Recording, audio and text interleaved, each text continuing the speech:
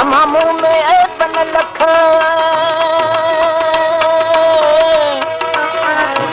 हिन मुंहिंजी हाल जी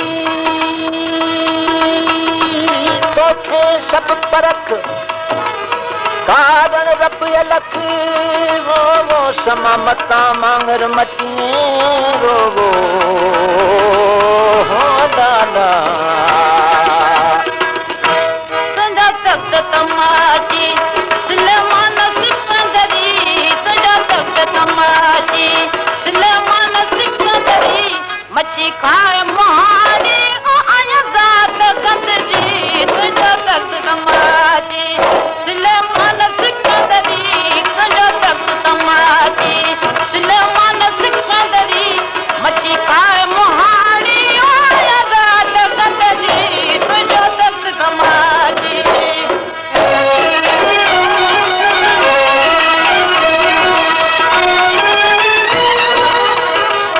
खाद जनी जो खिखियूं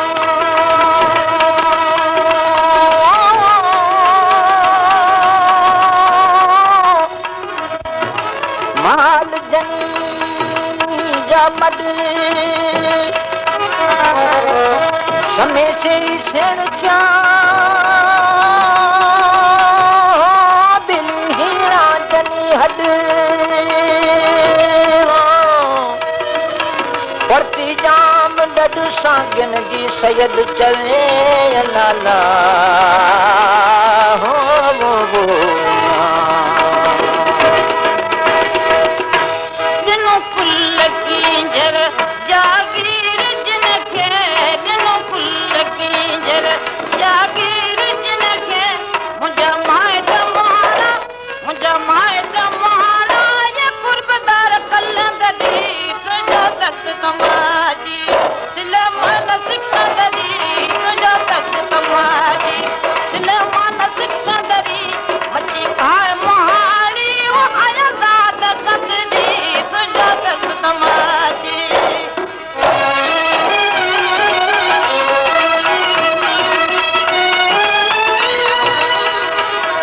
खिखी हाणियूं खारियूं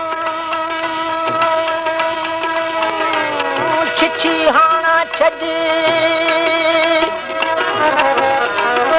बांध जंहिंजे बांध सां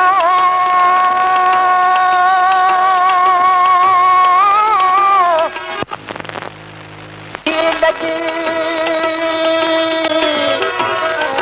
पर समूं जाम सुहज ॾिस उभो करे उन सां ला हो जेके सूद कंदियूं हुयूं मुंहिंजी बास बुआ खां जेके सूद कंदियूं हुयूं मुंहिंजी बास बुआ खां अचनि से सलामी ओहड़ो नारा हैदगी तुंहिंजो तख्त तमाची सुलेमान सिकंदरी तुंहिंजो तख्त तमाची सुलेमान सिकंदरी मच्छी खाए मोहारी आया ज़ात गंदरी तुंहिंजो तख्त तमाची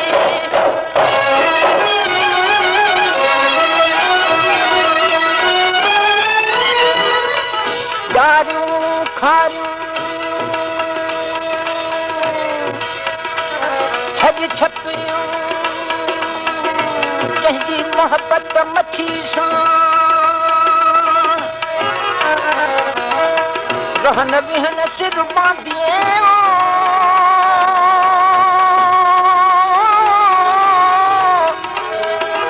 बिली सभई बदबू लुधड़न जीअं लतीफ़ चवे बिली पाणी विझन पाण बिन मलाहन जो मान वो